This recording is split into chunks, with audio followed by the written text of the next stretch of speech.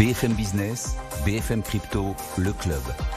Sandra Gandour. Bonjour à tous, BFM Crypto, le club. Je suis ravie de vous retrouver pour cette émission. Comme tous les jours, à 15h, en direct pendant une demi-heure, on va parler d'agrément MiCA, de comment on fait, de ce que ça implique pour les acteurs du secteur. Mais on parlera aussi de stablecoin et de Donald Trump. On commence la semaine, il y a énormément de sujets à évoquer aujourd'hui avec Pauline Armandet, journaliste crypto à BFM Business. Bonjour Pauline. Bonjour. Ravie de vous retrouver sur ce plateau. Benjamin Messica est avec nous également, directeur juridique et conformité chez Vincelian. Bonjour. Bonjour Benjamin. Et Alexandre Roubaud, fondateur de Bitstack. Bonjour Alexandre. Vous continuez à nous écrire, à nous poser toutes les questions qui vous passent par la tête sur les cryptos à cette adresse crypto@bfmbusiness.fr. Vous savez, on y répond tous les jeudis avec nos experts. Écrivez-nous crypto@bfmbusiness.fr. BFM Crypto, le club, c'est parti. Avant de partir sur ce sujet de MiCA, et on va beaucoup expliquer ce que c'est que MiCA, parce que les agréments commencent à tomber pour les acteurs du secteur, c'est plutôt une bonne nouvelle pour la France. Mais vous le savez, on parle aussi beaucoup de stablecoin dans cette émission, et avec vous Pauline, on va parler d'Amundi, l'un des plus gros gestionnaires d'actifs européens, qui voit d'un mauvais œil l'émergence des stablecoins américains. Oui, c'est ce qu'a déclaré Vincent Mortier, qui est directeur des investissements chez Amundi. Lui, il considère vraiment que l'émergence des stablecoins US va créer une dollarisation accrue dans le système mondial, et donc ça va déséquilibrer de fait les systèmes de paiement. C'est pas le seul à dire que les stablecoins US vont créer pas mal de déséquilibres sur le marché. Il y a aussi Villeroy de Galhau, gouverneur de la Banque de France. Bien sûr. Le ministre italien de l'économie, qui a même dit que les stablecoins dollars pourraient être une menace beaucoup plus grave sur le système de paiement européen que, par exemple, la guerre commerciale avec Trump. Et donc, c'est vrai qu'il y a de plus en plus de voix qui émergent en Europe pour dire que cette nouvelle classe d'actifs pourrait poser quelques problèmes. Bon, on a envie de... Bon, il y a des arguments à ça, mais est-ce que l'Europe a raison de s'inquiéter, Pauline ? Alors, ça, c'est assez relatif. C'est vrai que, bon, si on regarde la capitalisation de ce marché, aujourd'hui, il est relativement petit par rapport à d'autres classes d'actifs, un peu plus de 250 milliards de dollars, voilà. Mais c'est vrai qu'avec la régulation qui devrait arriver aux États-Unis d'ici la fin du mois d'août, on pense que ce marché va vraiment exploser. Il y a entre 500 et 2000 milliards de dollars de capitalisation qui devraient concerner ce marché dans les prochaines années. Oui. Donc c'est vrai que c'est un marché qui va se développer. Et puis finalement, les stablecoins, aujourd'hui, il faut vraiment les différencier par exemple d'autres crypto-monnaies. Je parle pas particulièrement du Bitcoin, mais il y en a plein qui ne sont utilisés que pour de la spéculation. Et aujourd'hui, les stablecoins, ça répond vraiment à des besoins spécifiques pour des transferts, pour des paiements, pour les utilisateurs. C'est l'infrastructure qui est intéressante. Oui, tout à fait. Et donc, c'est vrai que c'est de plus en plus considéré comme une alternative de paiement. Il y a les volumes de transferts qui sont beaucoup plus importants que ceux des géants des paiements, Visa, Mastercard. Donc, c'est vrai que l'Europe a quand même raison de s'inquiéter. Et au lieu de se dire, on va développer des stablecoins euros, l'Europe se penche beaucoup plus sur son projet d'euro numérique. Et donc, elle parle d'inquiétude sans forcément agir. Exactement. Il y a un agenda politique là-dessous, évidemment, de la Banque Centrale Européenne avec cet euro numérique. Avant de parler de MiCA, j'aimerais votre avis sur la question. Messieurs, est-ce que l'Europe a raison de s'inquiéter ou est-ce que simplement elle n'a pas choisi la bonne réponse en développant ce projet d'euro numérique? Je vous voyais acquiescer, Benjamin. Écoutez, non, c'est une bonne question. Moi, je pense qu'en réalité, MiCA aujourd'hui couvre une partie de la réglementation sur les stablecoins. Oui. Et à partir du moment où on refuse, on ne permet pas la possibilité de verser des intérêts sur stablecoins, lorsqu'on compare avec la régulation américaine à venir en matière de stablecoin, on se rend compte que l'Europe s'est tiré une balle de le pied, notamment sur le volet des stablecoins avec la réglementation MiCA. Alexandre? Christine Lagarde le disait encore récemment, elle est inquiète parce qu'elle le voit comme la privatisation de la monnaie. Donc il y a deux volets, il y a le volet dollarisation et il y a aussi le volet privatisation de la monnaie. Donc pour la Banque Centrale Européenne, évidemment que c'est un enjeu majeur. Maintenant, je pense qu'effectivement, c'est certainement la mauvaise solution à une problématique en poussant cet agenda de l'euro numérique, de l'euro numérique de Banque Centrale versus être pro-innovation, pro-régulation, mais dans le sens de l'industrie. Et comme on l'a dit, Mika était déjà allé dans ce sens-là, donc à voir ce que ça veut dire de réguler davantage, puisque c'était son appel. Mais comme disait Pauline à l'instant, les stablecoins ont déjà trouvé leur mission, ils ont déjà une utilité finalement pour les acteurs, ce que n'a pas l'euro numérique. On a encore du mal à savoir à quoi ça va servir en réalité. On ne sait pas en quoi exactement ça consiste, comment ça va être ça va changer utilisé, par rapport au système existant. comment ça va être déployé, puisqu'il y a encore beaucoup de questions qui sont sans réponse. Oui. Et à l'inverse, on le voit, même des acteurs bancaires traditionnels comme la Société Générale a déjà fait un pas en avant en émettant eux-mêmes leur propre stablecoin, à la fois euro et à la fois dollar. Et qui est parti effectivement sur l'euro et le dollar, et 98-99% des stablecoins sont en dollars. C'est bien là notre problème, mais peut-être que les acteurs européens pourraient s'allier pour créer des stablecoins en euros. Et en réalité, il n'y a pas que Mika. C'est-à-dire qu'il y a Mika, mais il y a aussi la réglementation sur la monnaie traditionnelle, comme PSD2. Et aujourd'hui, il y a des discussions justement avec les autorités de marché financier, donc en France, la CPR, et puis d'autres régulateurs européens, pour considérer que finalement qu'un stablecoin est considéré comme de la monnaie électronique, et donc d'y associer derrière toute la réglementation sur de la monnaie traditionnelle. Et potentiellement, à terme, tous les détenteurs de stablecoin ou ceux qui en réalisé proposent des transferts sur stablecoin devront notamment obtenir un MiCA pour pouvoir opérer sur actifs numériques en France et dans l'Union européenne, mais également peut-être à terme devoir obtenir une autre licence qui s'appelle PSP, prestataire de services de paiement ou agent PSP, pour pouvoir utiliser et conserver, voire transférer des stablecoins au sein de l'Union européenne. Voilà, donc là, clairement, on se tire une balle dans le pied. Voilà, aux États-Unis, on innove, et en Europe, on régule, on durcit les règles. Et évidemment, c'est pas ce débat-là qui va nous faire penser le contraire. Ça nous amène à Mika. Et ça nous amène à cette bonne nouvelle, comme quand même, Alexandre Roubon, on est drôlement content que Bitstack ait cet agrément Mika. C'est arrivé la semaine dernière. C'est arrivé lundi. Quatrième acteur en France. Le quatrième acteur, c'est effectivement une étape majeure pour Bitstack, dont on est très fiers. On a travaillé très dur depuis presque plus d'un an. Donc ça a été un énorme projet que d'ailleurs ma directrice de la conformité, Sandrine Lebeau, a mené avec un professionnalisme remarquable, et toute l'équipe d'ailleurs qui a travaillé dessus. Mika, c'est deux choses. C'est pas seulement un cadre réglementaire auquel on répond à des obligations très strictes en termes de blanchiment d'argent, enfin de lutte contre le blanchiment d'argent, d'obligations en termes de fonds propres, de transparence, etc.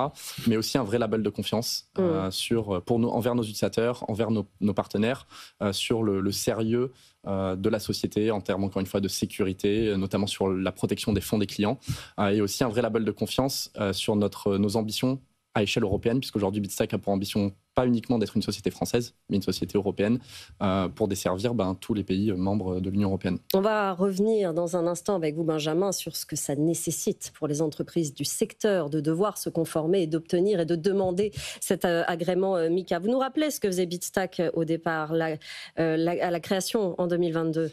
Alors Bitstack au départ, c'était, et c'est toujours l'application la plus simple pour quelqu'un qui souhaite épargner et investir en Bitcoin pour la première fois.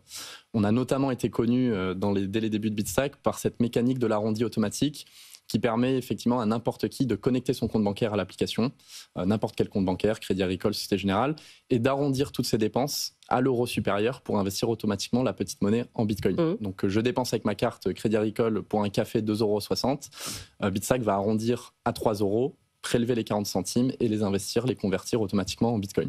Donc c'est une façon, comme le disent nos utilisateurs, indolore d'investir en Bitcoin en prenant peu de risques et en investissant des petits montants pour démarrer. Et ensuite, aujourd'hui, Bitstack, c'est plus, on peut épargner de manière régulière. C'était le produit d'appel, maintenant vous avez développé d'autres produits. On peut acheter du Bitcoin de manière instantanée à partir de 1 €, on peut le revendre, on peut déposer et envoyer du Bitcoin directement depuis l'application, et on peut épargner de manière régulière, tous les jours, toutes les semaines ou tous les mois, du montant de son choix. Combien d'utilisateurs vous avez aujourd'hui chez Bitstack ? Alors aujourd'hui, on a aidé plus de 200 000 Français à épargner et investir plus de 200 millions d'euros en Bitcoin. Donc on a fait un beau petit chemin, sachant qu'on a lancé l'application officiellement il y a maintenant, et je pense qu'on est à quelques jours près, il y a 3 ans. Donc ça va vite, effectivement, et ça c'était une étape obligatoire. Ce que j'aimerais bien savoir, c'est maintenant qu'il ait obtenu cet agrément et que ça a demandé des mois finalement de concentration sur cette partie-là, on pense à quoi après ? On développe sa stratégie, ça ouvre des portes ? Alors oui, d'abord c'est venir renforcer la marque Bitstack. C'est un vrai gage de confiance envers nos clients quand même, pour qui ça rassure de dire aujourd'hui j'ai un acteur qui est régulé presque au niveau des banques. Enfin, on est vraiment sur des exigences très strictes et beaucoup plus lourdes que ce qu'on avait pu voir sur les enregistrements PSAN, dont on a parlé pendant très longtemps, et enregistrements que Bitstack avait obtenus dès 2021.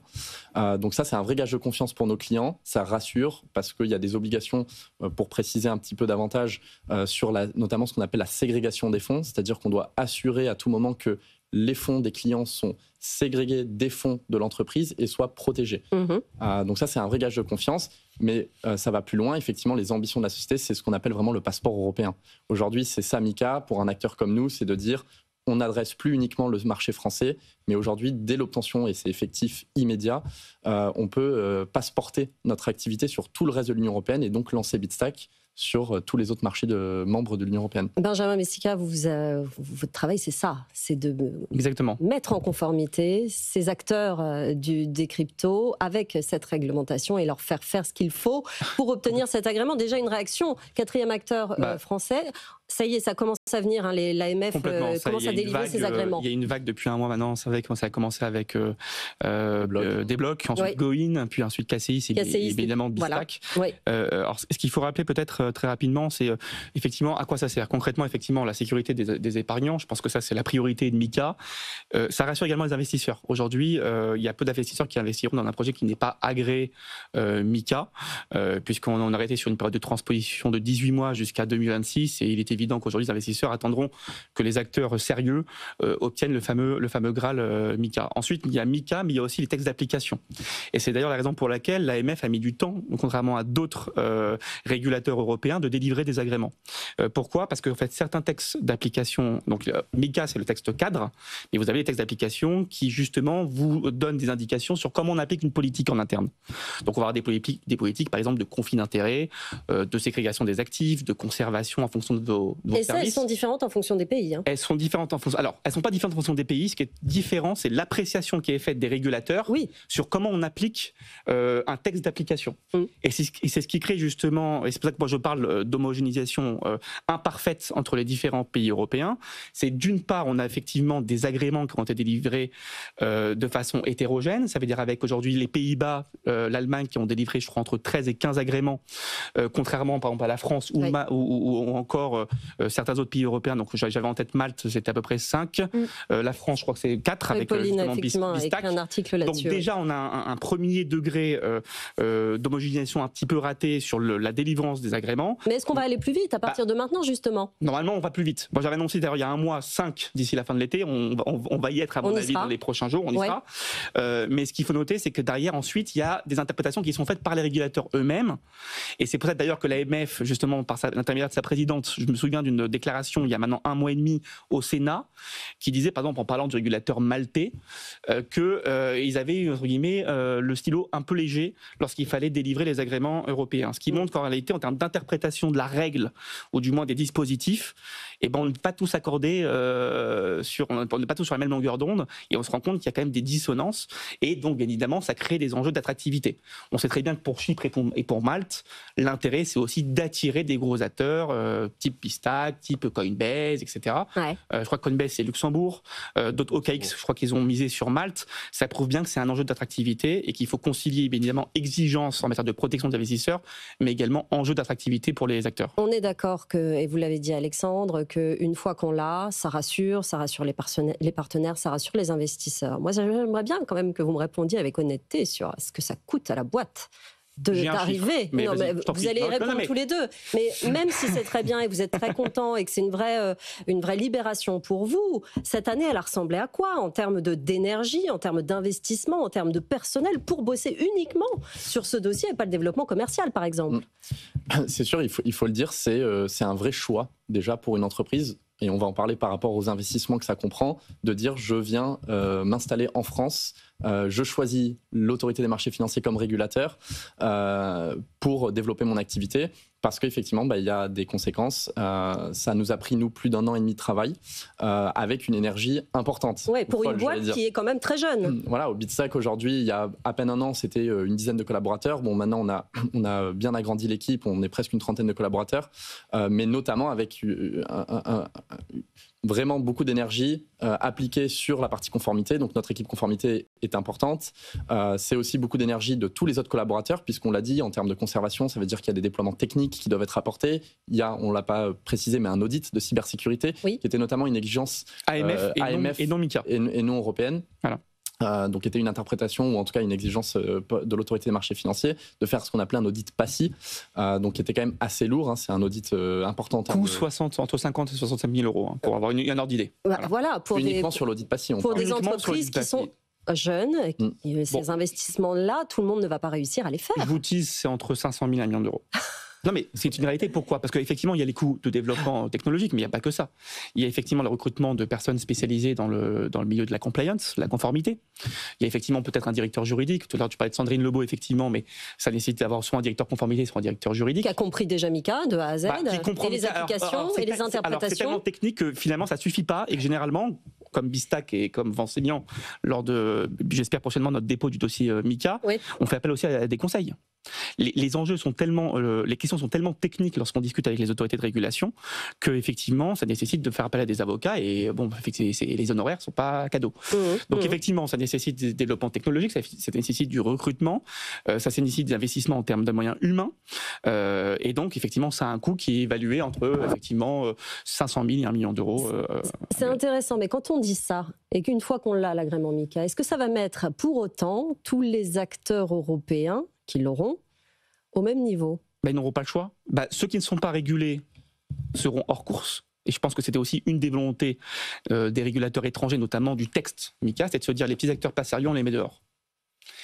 Pas sérieux? Est-ce que sérieux, ça veut dire est-ce que j'y ai pas mis tous les moyens malgré tout? Est-ce que ne pas avoir l'agrément MiCA, ça veut forcément dire être pas sérieux? C'est ça qui est terrible. Alors, de toute façon, il y a un contrôle de l'AMF lorsque vous déposez votre dossier. Il y a un contrôle sur les moyens humains et les dispositifs que vous mettez en place pour rassurer le régulateur sur la viabilité de votre entreprise. La fiabilité du dispositif. Oui. Déjà, il y a un premier contrôle au niveau de l'AMF qui est réalisé à ce niveau-là, tant sur le volet, effectivement, service que vous demandez auprès des régulateurs, mais aussi sur tout le dispositif LCBFT, donc lutte anti-blanchiment.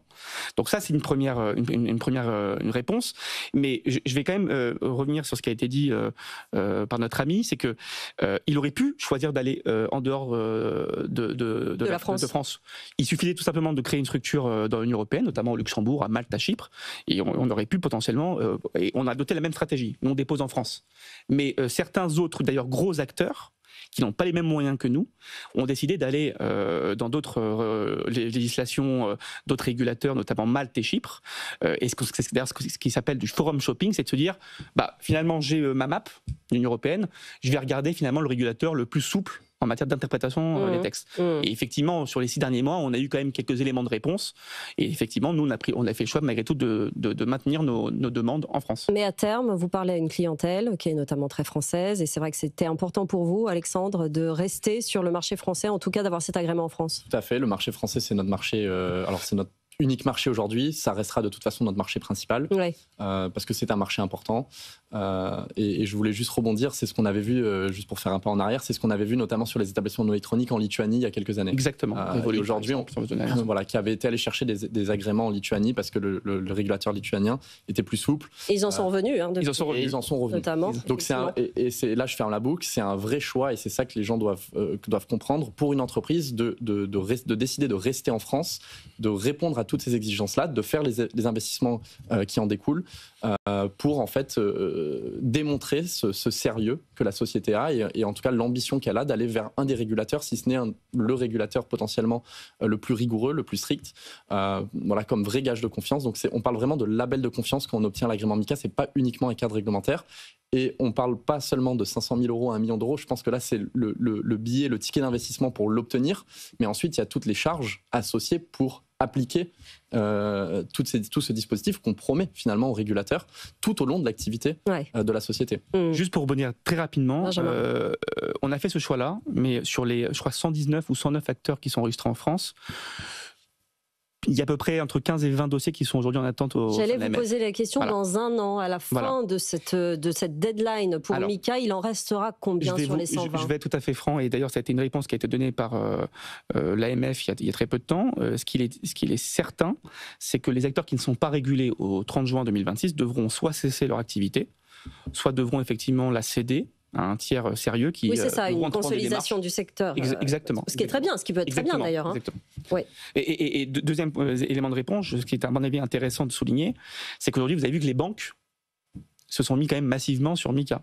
KCIS, filiale de Crédit Agricole. 4 acteurs en Je rappelle que KCIS, Crédit Agricole, il y a encore quelques mois, son ancien directeur général avait annoncé que le Bitcoin allait à $0 d'ici dans les prochaines années. Pauline nous en a parlé la semaine dernière, voilà. Effectivement, de ce retournement de situation de Crédit Mutuel il y a encore quelques années, qui avait annoncé que l'écosystème cryptoactif, c'était un écosystème où le blanchiment d'argent, le financement du terrorisme était quand même omniprésent.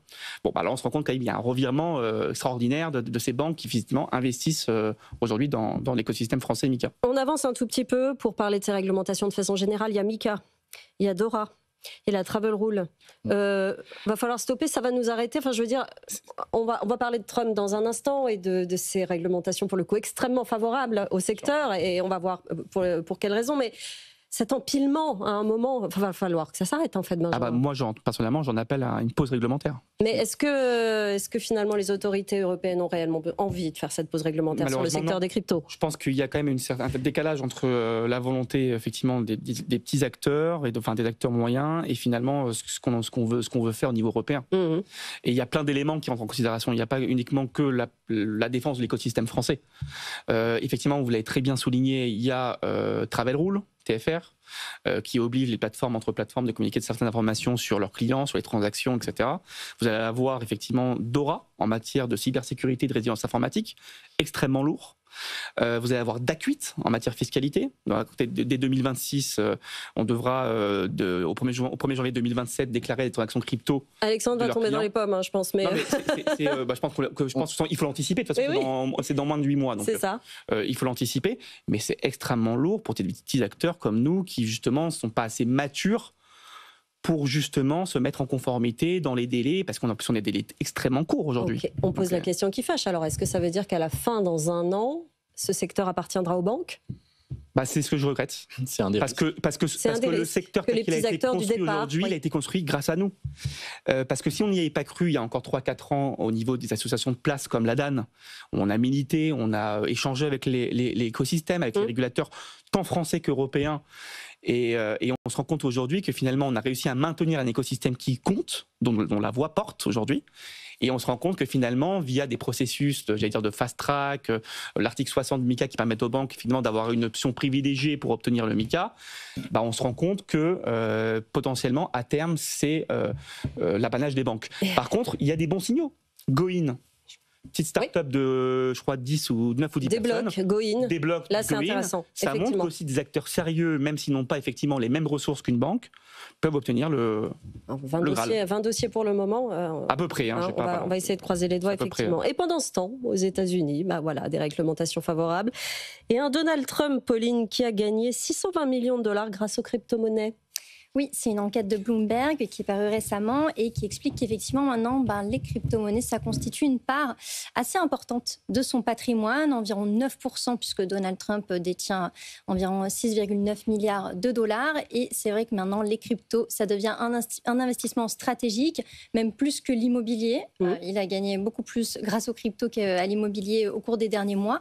Donc c'est vrai que ça commence à faire pas mal. Alors c'est les NFT, c'est le même coin, ces projets dont on a entendu parler ces derniers mois, juste ces derniers mois d'ailleurs. Oui, juste ces derniers mois.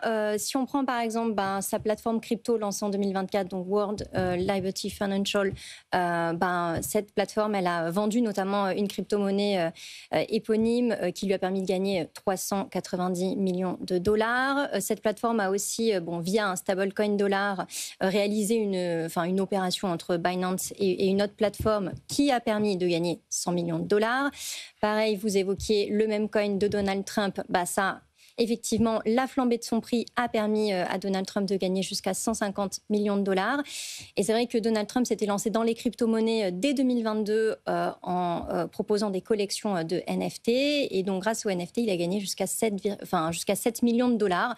Donc, ça fait un beau petit pactole gagné grâce aux cryptos. On rappelle que la société dont vous parliez, c'est la famille Trump qui la détient. Donc, c'est une sorte d'intérêt assez large. Et justement, Pauline, pour finir, de plus en plus d'experts pointent ces conflits d'intérêts de la famille Trump avec cet écosystème qu'il est en train de développer, presque à titre personnel. C'est vrai qu'on n'avait jamais vu aucun président américain avoir des liens aussi étroits avec des intérêts économiques et pour son enrichissement personnel. Donc, il y a de plus en plus de voix qui s'élèvent en ce sens. Et donc, c'est pour ça qu'il y a notamment un sénateur démocrate qui a déposé un projet de loi baptisé Coin qui vise vraiment à faire en sorte que le président, sa famille où les fonctionnaires américains ne puissent pas à la fois soutenir, promouvoir ou gagner de l'argent, on va dire, personnellement grâce aux crypto-monnaies. On ne sait pas si le projet va pouvoir voir le jour, mais c'est vrai que ça pose de plus en plus de questions, vraiment cette mainmise un peu de Donald Trump dans les cryptos, alors même qu'il cherche à réglementer les stablecoins, alors même que les États-Unis veulent établir une réserve stratégique de Bitcoin et entre-temps, lui-même est dans ce secteur. Donc, comment on lit ça, Benjamin, quand on est un acteur comme ça et qu'on voit ce qui se passe de l'autre côté de l'Atlantique? Bon, là, c'est l'autre bout de la chaîne et de la permissivité, entre guillemets, mais quand même... on va donner un exemple très concret. MiCA, politique d'abus de marché obligatoire pour les acteurs qui souhaitent être enregistrés MiCA. Régulé MiCA. Donc ça veut dire que potentiellement aujourd'hui le délit d'initié est pris en compte chez les acteurs avec des politiques très, très claires, dédiées, qui permettent d'éviter justement tout ce qui va être délit d'initié, soit de la part de collaborateurs ou soit de l'extérieur. Mais est-ce que ça veut dire qu'on pourrait ne plus avoir d'importance dans le monde des crypto-monnaies d'ici 5 ans et que tout se fera aux États-Unis et que malgré les réglementations, je ne sais pas comment vous voyez vous en tant qu'acteur, est-ce qu'on a une vue un peu claire de ce qui peut se passer à 1 an, 2 ans, 3 ans, Alexandre? Alors, à 1 an, 2 ans, oui. Plus loin, c'est effectivement un point d'interrogation. Ouais. Ce qui est compliqué quand on a une boîte. Ce qui est compliqué quand on veut piloter une boîte qui perdure. Le choix qu'on fait, c'est effectivement de favoriser un cadre réglementaire clair, en disant que c'est un vrai atout pour une société comme nous. On en parlait plutôt pour nos investisseurs, pour nos clients, et donc d'avoir finalement un avantage compétitif en théorie. Maintenant, effectivement, en pratique, est-ce que c'est le cas quand on a des acteurs étrangers qui, jusqu'à présent, ne répondaient pas à toutes ces obligations-là, maintenant choisissent d'autres marchés européens pour, comme on le disait plus tôt, aller chercher MiCA? Est-ce que ça va homogénéiser tout ça? On l'espère. Mais effectivement, attendons déjà de voir jusqu'à juin 2026, c'est déjà la première échéance, combien d'acteurs sur les 120 plus enregistrés seront en mesure d'être agréés MiCA, enfin sur les 120 uniquement en France d'ailleurs, seront en mesure de passer cette barrière à l'entrée qui est MiCA, sachant qu'on est à 4, et juste pour préciser, avant 4 en France, 2 qui étaient en procédure de fast track, c'est-à-dire 2 acteurs qui étaient agréés PSAN, qui ont eu la possibilité de prendre la procédure de fast track et donc d'obtenir MiCA plus rapidement. KCIS, qui est un établissement de crédit par le Crédit Agricole, qui a eu l'article 60, donc c'est uniquement une notification à l'AMF, et Bitsa, qui est la seule société aujourd'hui qui a obtenu l'agrément MiCA via une procédure classique. Donc on est sur, si on met les autres de côté, à un acteur agréé MiCA, en tout cas en procédure classique, sur les 120 enregistrés. Exactement ce que, voilà, on est en juillet 2025. On a jusqu'à été 2026. Je pense qu'il y a un vrai filtre. Et est-ce qu'il y a une volonté implicite de faire le ménage, si on peut dire ça comme ça? Peut-être. Peut-être quand même. En tout cas, ça va être compliqué pour beaucoup d'acteurs, et surtout les petits et moyens acteurs. 30 secondes, Benjamin. Oui, très rapidement. En fait, si on va avoir une approche assez comparative de ce qui se fait effectivement en Europe, aux États-Unis, et par exemple, pour le coup, moi, je connais un petit peu le régime applicable aux Émirats Arabes Unis, notamment à Dubaï, avec le régulateur dédié aux cryptoactifs qui s'appelle VARA. Aux États-Unis, ce qui est sûr, c'est qu'aujourd'hui, on est en cours de régulation, mais avec une approche très, j'allais dire, proactive, où justement, Vancelian a été convoqué d'ailleurs par la SEC pour justement discuter et échanger sur un cadre réglementaire qui soit favorable aussi aux acteurs. Je pense que la prochaine étape en Europe, ça va être la finance décentralisée. Je sais que les autorités, notamment européennes, travaillent sur ces questions et ça va être un gros sujet. Et très rapidement, quand on compare avec les Émirats Arabes Unis, on sent qu'il y a quand même une approche très collaborative avec les acteurs, où on essaye de comprendre les business models et ensuite d'adapter la régulation en fonction des business models des acteurs. Oui, ça c'était une bonne idée de le faire dans cet ordre-là, effectivement. Merci à tous les trois. Cette conversation pourra la continuer évidemment dans une prochaine émission. Pauline Normandé, journaliste crypto BFM Business, Benjamin Messica, directeur juridique conformité chez Vancelian, et Alexandre Roubaud, fondateur de Bitstack. Merci à tous les trois d'être venus dans cette émission. Je vous laisse entre les mains de BFM Bourse. Bonne journée sur BFM Business. BFM Business, BFM Crypto, le club.